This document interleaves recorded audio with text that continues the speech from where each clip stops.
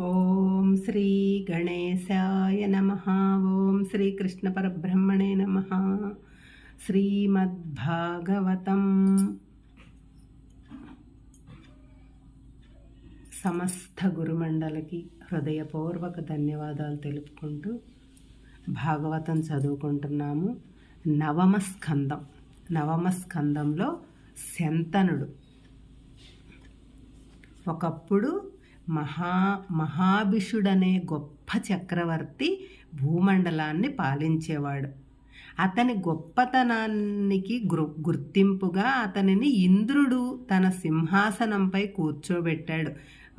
ఇంద్రసభలోనున్న గంగ మహాభిషుని పై దృక్కులు సారించి మరల్చలేకుండటం ఇంద్రుడు కనిపెట్టి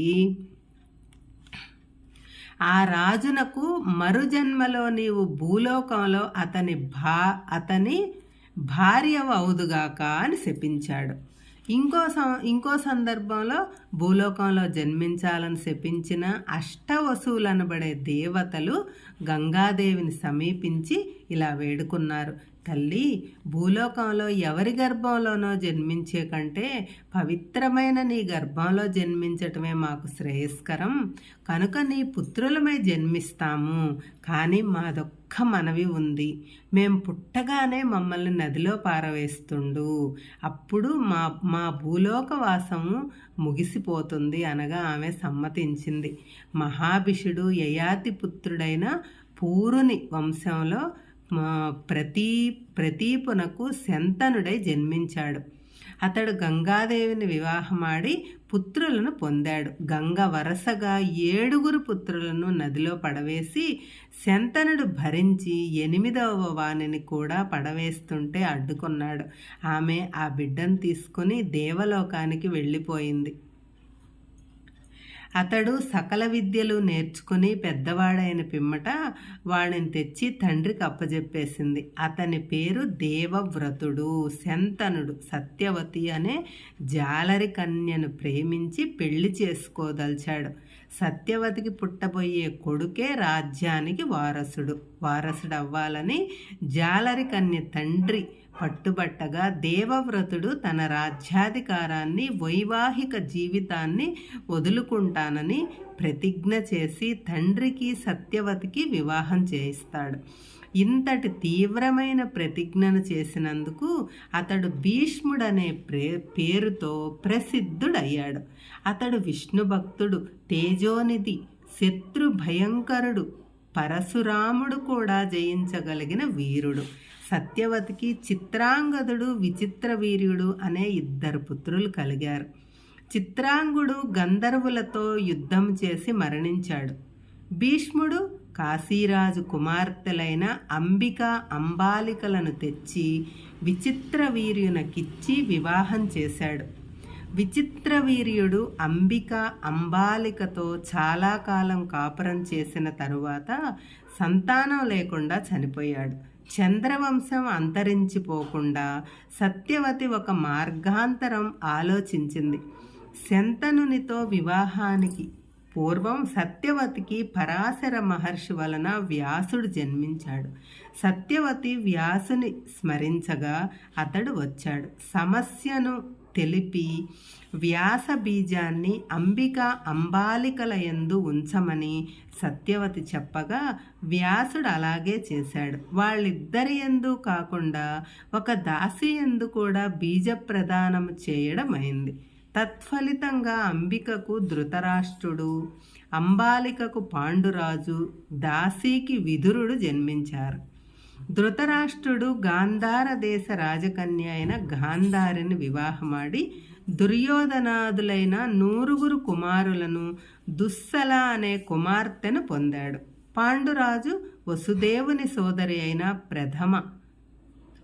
ప్రధను కుంతిని, కుంతి అంటే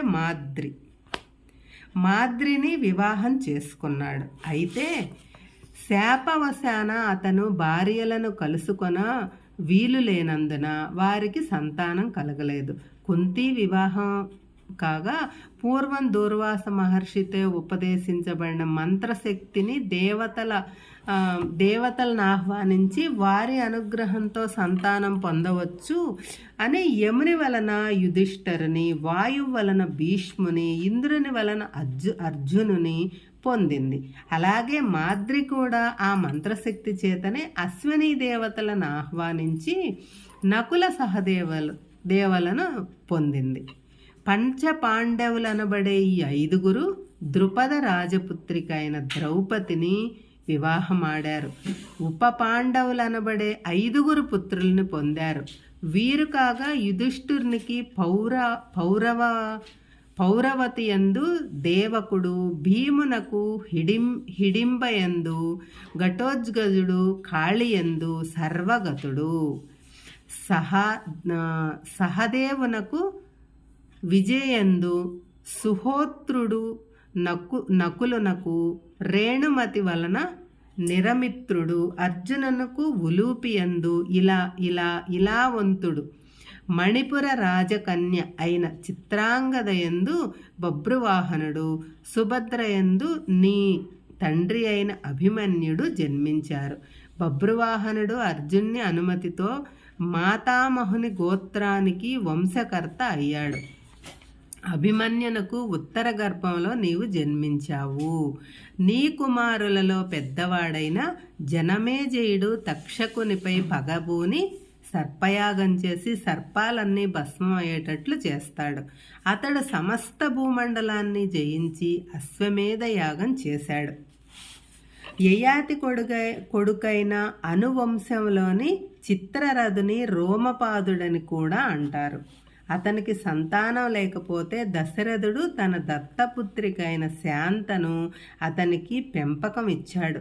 రోమపాదుని రాజ్యంలో కొంతకాలం వర్షాలు పడనందున ఏం చెయ్యాలో విఘ్నులు ఆలోచించి విభాండక మహర్షి పుత్రుడైన ఋష్యశృంగుని పాదము ఆ భూమిపైన పడితే వానలు కురుస్తాయి అన్నారు. కానీ లేడి గర్భంలో పుట్టినప్పటి నుంచి ఘోర తపస్సులో ఉంటూ వేరే ప్రపంచమే తెలియని ఆ ఋష్యశృంగుని తీసుకొని రావటం ఎలాగా అని ఆలోచించి ఒక వ్యూహం పన్నారు. తల్లి సంపర్కము మానవ సంపర్కమైనా లేకుండా పెరిగిన ఆ యువకుని స్త్రీలచే లాలనాపాలన, వంచన, ప్రేమాలాపనలు చేయించి ఆకర్షించి తీసుకురావచ్చునని తలపోసి నెరజాణలైన సుందరీమణులను అతని వద్దకు పంపించారు. ఆ కాంతలు హావభావ స్పర్శ చేష్టలతో ఆటపాటలతో అతని ఇంద్రియాలను ఉత్తేజపరిచారు.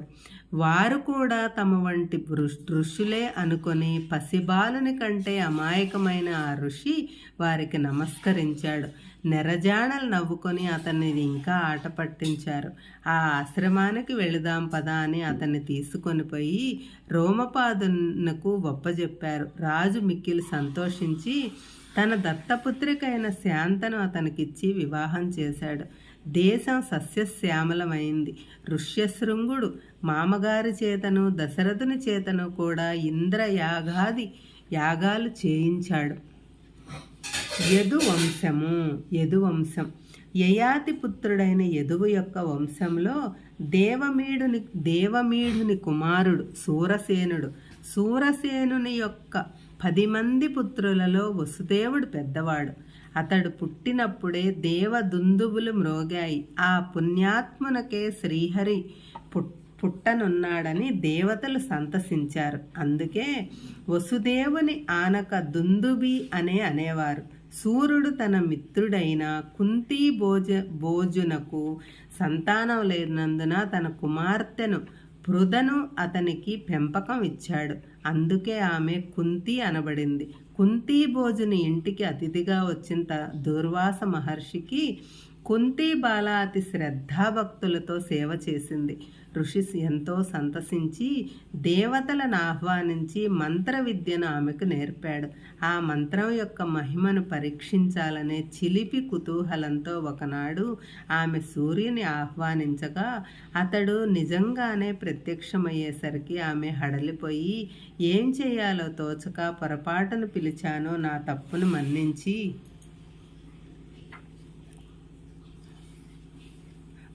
వెళ్ళిపోండి అని ప్రార్థించింది.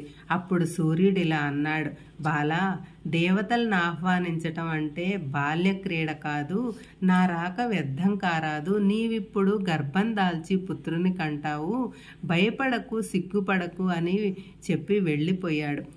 పిమ్మట కుంతి అపర సూర్యుని వంటి బిడ్డను కని వానిని ఒక పెట్టెలో పెట్టి గంగలో విడిచిపెట్టింది. అతడే కర్ణుడు. కుంతిని పాండురాజు పెండ్లాడాడు. ఆమె యుధిష్ఠిర, భీమ, అర్జునులను కన్నది. ఆమె చెల్లెలైన శృతదేవ వృద్ధ శర్మకు భార్య అయి మునిశాపం వలన దంతభక్తుడనే అసురుని కన్నది. శృతకీర్తి దృష్టకేతునకు భార్య అయి 5 పుత్రులను కన్నది. రాజ్యాదిదేవి జయసేనుని పెండ్లాడి వింద అనువిందలను కన్నది. శృత, శ్రవ, సాత్వతి ధమఘోషుని పెండ్లాడి శిశుపాలుని కన్నది. వసుదేవుడు దేవకీతో పాటు ఆమె 6 తోబుట్టువులను పెండ్లాడాడు. అతనికి రోహిణి యందు బలరామాదులు జన్మించారు. దేవకి యందు శ్రీకృష్ణుడితో సహా 8 మంది పుత్రులు, సుభద్ర అనే పుత్రిక కలిగారు. అతని ఇతర భార్యలకు కూడా అనేక మంది బిడ్డలు జన్మించారు. శ్రీకృష్ణుని తరువాత పుట్టిన సుభద్ర అర్జునుని వివాహం చేసుకుంది. ఓ రాజా, పరాత్పరుడు, ఈశ్వరుడు, ఆత్మస్వరూపుడు అయిన శ్రీహరి తమ మాయచేతనే జన్మ కర్మలను పరిగ్రహించాడు. ఇంకే కారణము ఉండదు. రాక్షసులు రాజులుగా భూమి మీద పుట్టి ప్రజలను పీడిస్తారు.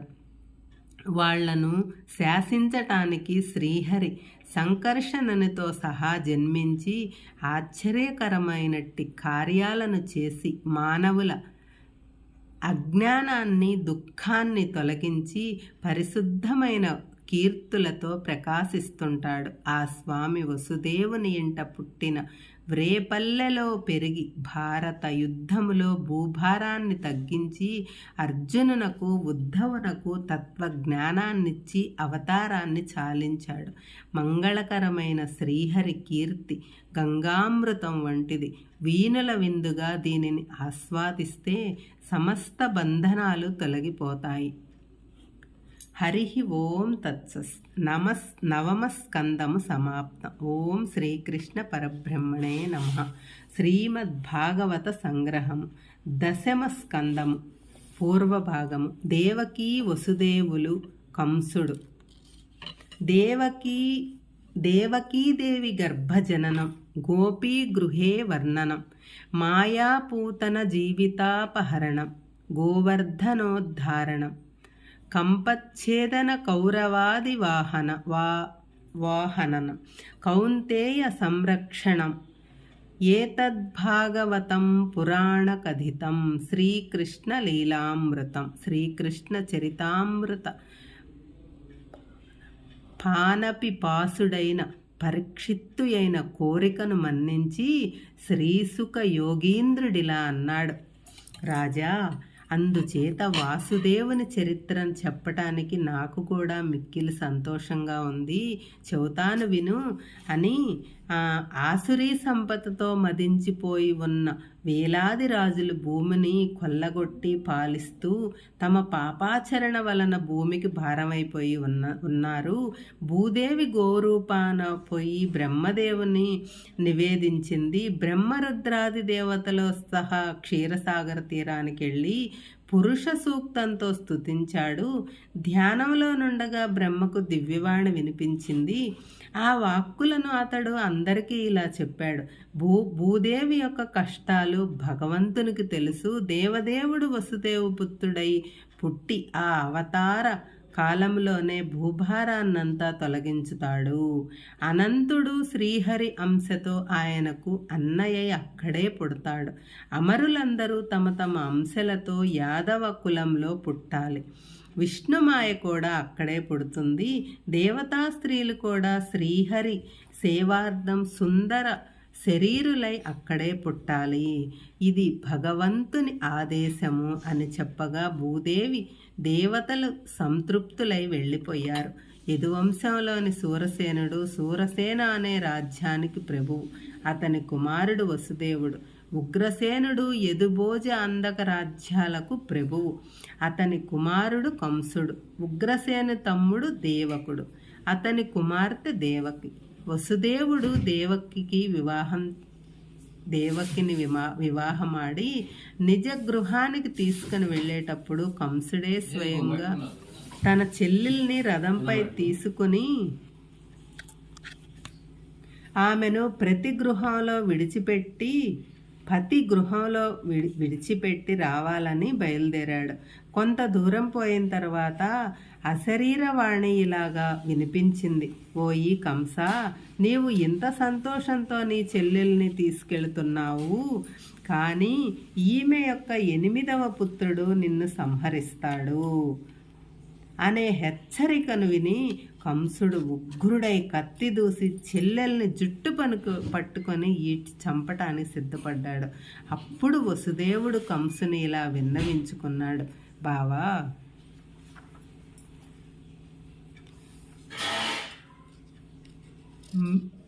మృన్నుల మ్రోతలు, ఆకాశము నుంచి వినవచ్చిన శబ్దాలు, మాటలు. బావా, నీవు భోజవంశ శ్రేష్ఠుడవు, సూర్యుడవు. ఒక అశరీరవాణికి భయపడి ఏ పాపము ఎరుగని నిర్మల చరిత అయిన నీ చెల్లెల్ని ఈ విధంగా చంపటానికి నీ వంశానికే కళంకం అవుతుంది. ఆమెను చంపినంతనే నీ మృత్యు భయం తొలగిపోతుందని అనుకొనవద్దు. శరీరంతో పాటే చావు కూడా పుట్టి ఉంటుంది. ఎప్పుడోకప్పుడు 100 ఏళ్ల తర్వాతనో మృత్యువు శరీరాన్ని పడవేస్తుంది, కానీ విడిచిపెట్టదు. జీవుడు కర్మాధీనుడు. తాను చేసి ఉండిన కర్మల ఫలితములనే అనుభవిస్తాడు. ఈ విధంగా ఎంత ప్రాధేయపడినా కఠినాత్ముని మనస్సు కరగదు కదా.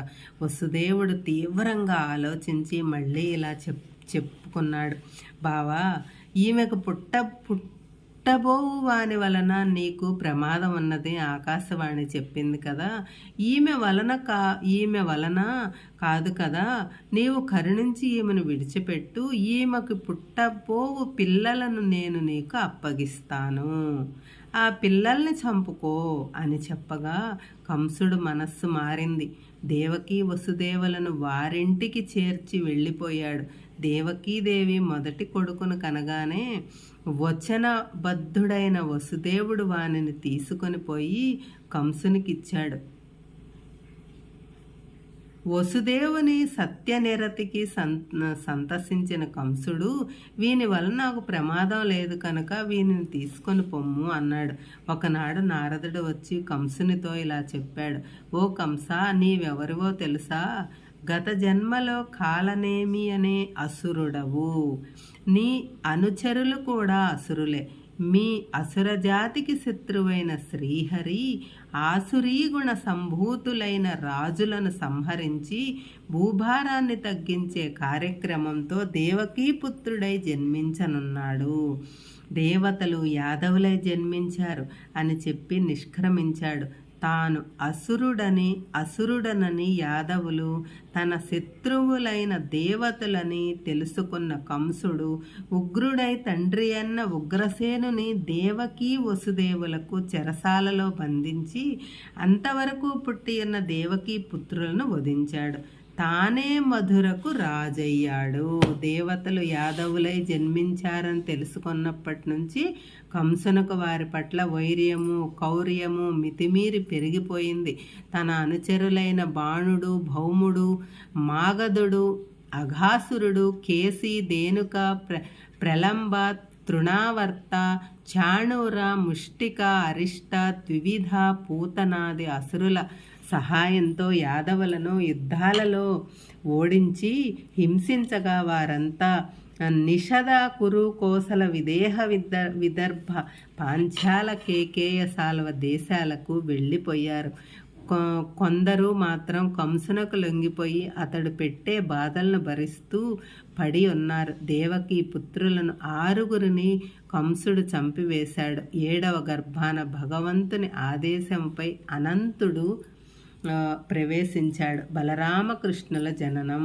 దేవకీ వసుదుల చెరసాలలోనున్నప్పుడు కంసుని దుండగాలను భయపడిన యాదవులు కొందరు యమున అవతలనున్న నందవ్రజములో తలదాచుకునేవారు. వసుదేవుని భార్య అయిన రోహిణి కూడా నందుని రక్షణలో అక్కడే ఉంది.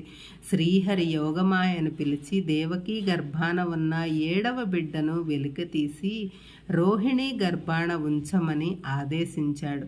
మళ్ళీ యోగమాయ నందుని భార్య అయిన యశోద గర్భాన ప్రవేశించి జన్మించాలని ఆదేశించాడు.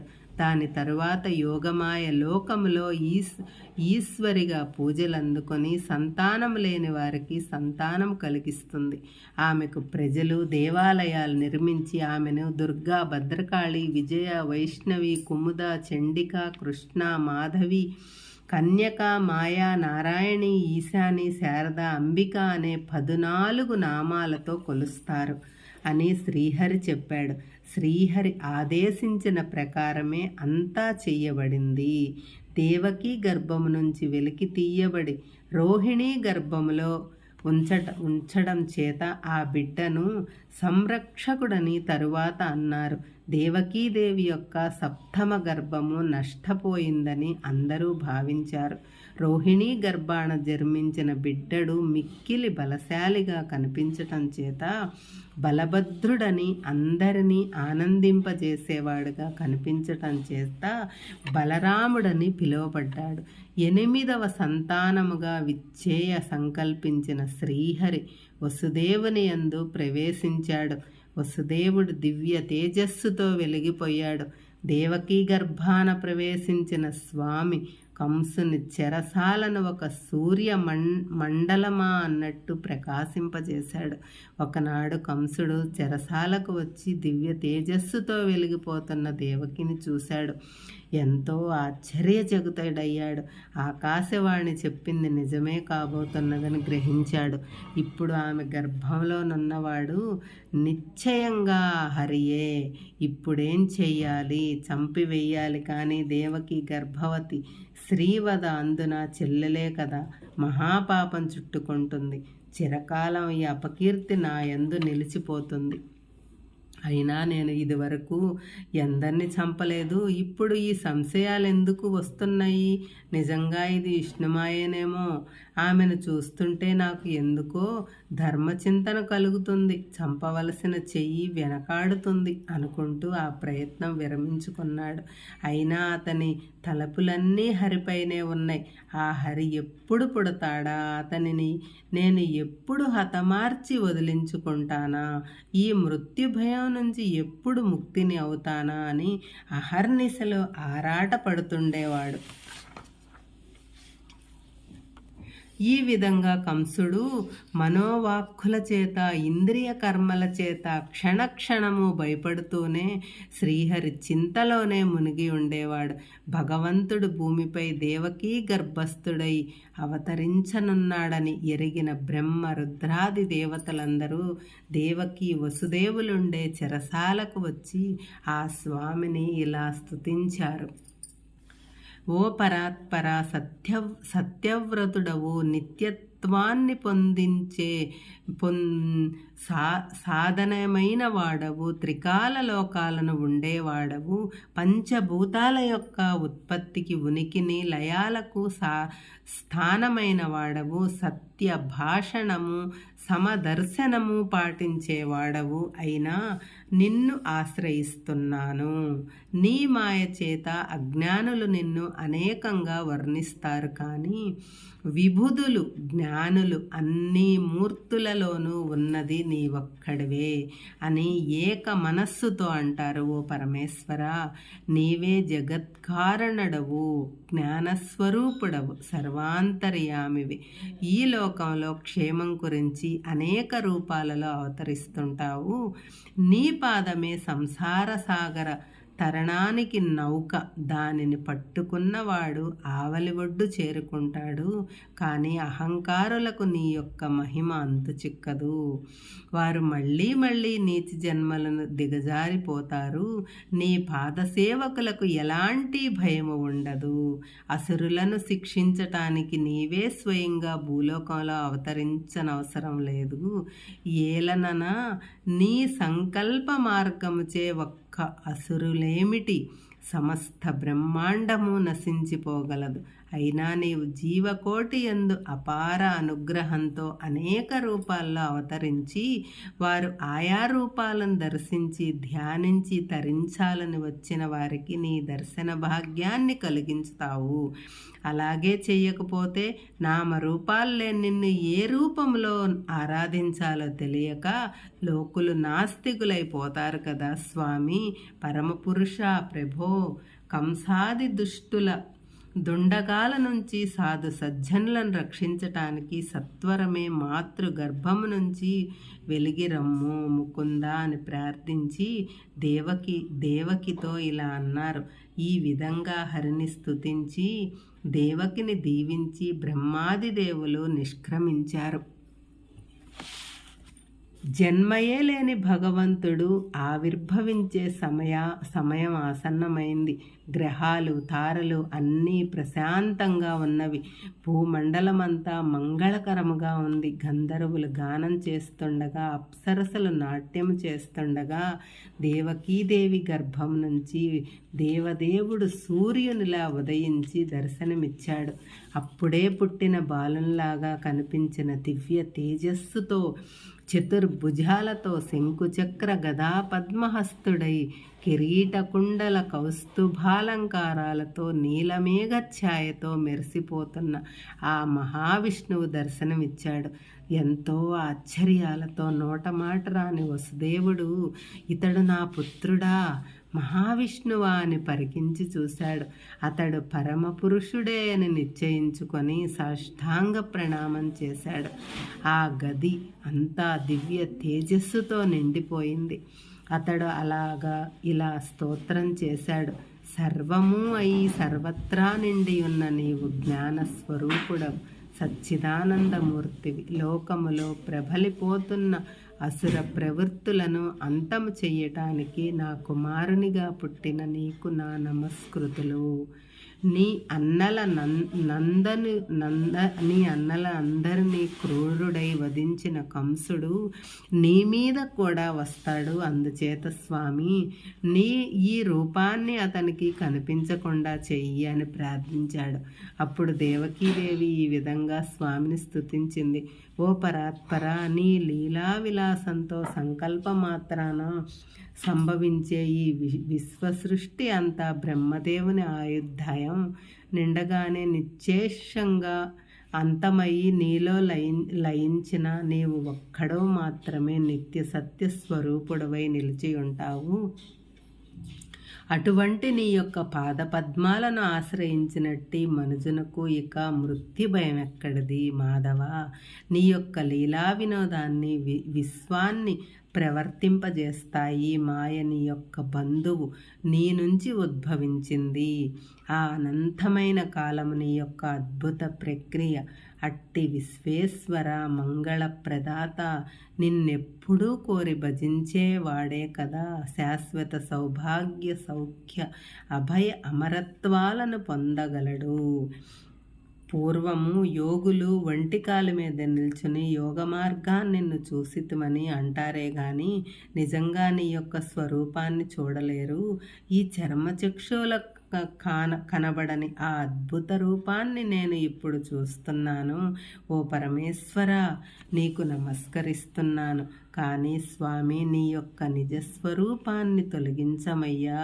దేవా, ప్రళయకాలంలో విశ్వాన్నంతా నీ యొక్క దొడ్డ కుక్షిలోని ఇముడ్చుకొన్న గొప్ప నటుడవు నీవు. నేడు నా గర్భము నుంచి జన్మించడం మహా విచిత్రము కాదా పరమపురుష.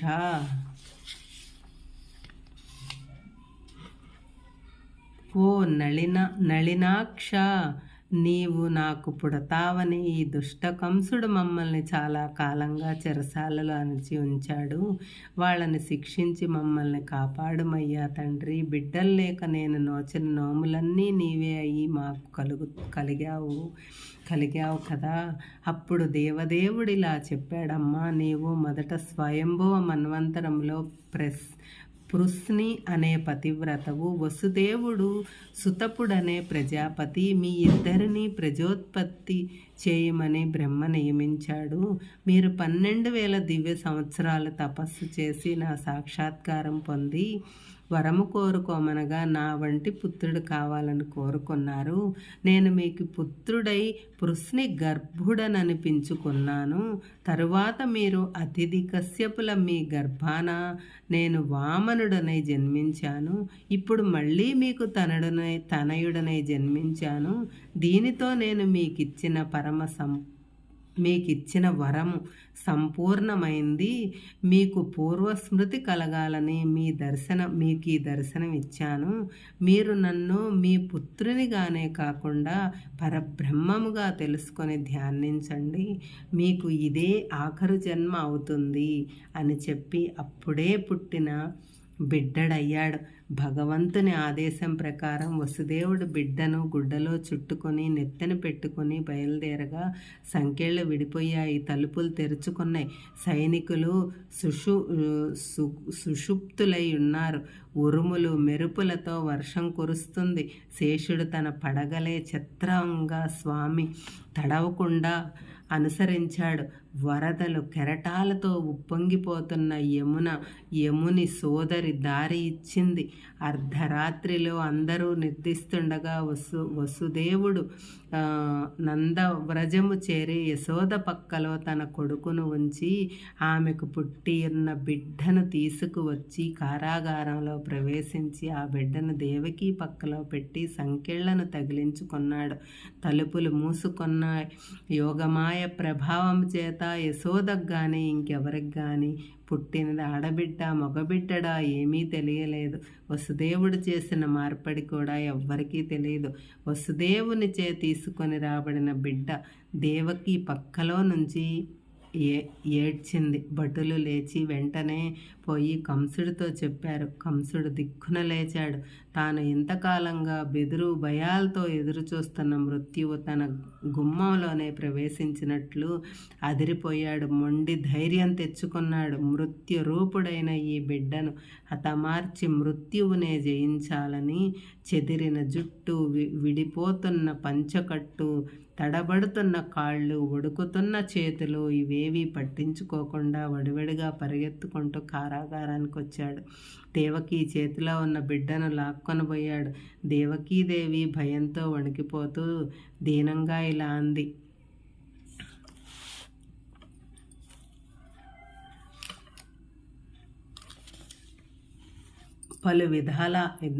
ఎన్నో విధాలుగా ప్రాధేయపడింది, వేడుకుంది. కరుణించిన వాడైన దేవకి చేతి నుంచి బిడ్డను దురుసుగా లాక్కొని కర్కశమైన తన ఇనుప పిడికిలతో పైకెత్తి తన శక్తినంతా వినియోగించి నేలకు విసిరికొట్టాడు. ఆ బిడ్డ దివ్య తేజస్సుతో వెలికిపోతూ నేల పడకుండా పైకి వెళ్ళింది. 8 చేతులతో ఆయుధ పాణి అయి దివ్య మాల్యాంబర ధారిణి అయి ఆ యోగ మాయాదేవి ఇలా అయింది, ఓరి దుర్మతి, దేవకి బిడ్డలను అందరినీ చంపి నన్ను రాతిపై కొట్టాలని ప్రయత్నించావు. కానీ నిన్ను చంపేవాడు నాతోనే జన్మించి వేరొక చోట పెరుగుతున్నాడు సుమా అని చెప్పి అదృశ్యమైంది. యోగ మాయాదేవి అనేక రూపనామాలతో ఇప్పటికీ వెలిసి ఉంటూ ప్రజల మన్నలను అందుకుంటూ వారి కోరికలను తీర్చుతుంది. యోగమాయ మాటలు విని కంసుడు యోచించాడు. దేవకి వసుదేవులను ఇంకా బంధించి ఉంచటం అనవసరం. తాను అకారణంగా శిశుహంతకుడైన ప్రయోజనం లేకపోయింది. విధి విలాసం వేరే విధంగా ఉంది అని తలపోసి చెల్లెల్ని బావను చెర నుంచి విడిపించి పశ్చాత్తాపంతో ఇలా అంటాడు, బావా, ఆకాశవాణి మాటలు విని ప్రాణభయంతో మీ బిడ్డలను నిష్కారణంగా చంపాను. ఎవరు చేసిన కర్మఫలాన్ని వారు అనుభవించక తప్పదు కదా. దేహం ఎప్పటికైనా చనిపోవునట్టిదే. ఆత్మకు ఎవ్వరి వలన చావు రాదు.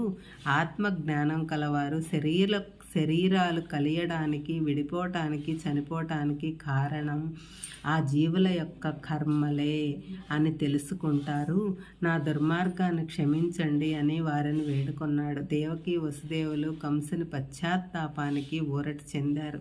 వసుదేవుని కంసునితో ఇలా అన్నాడు. హరే కృష్ణ.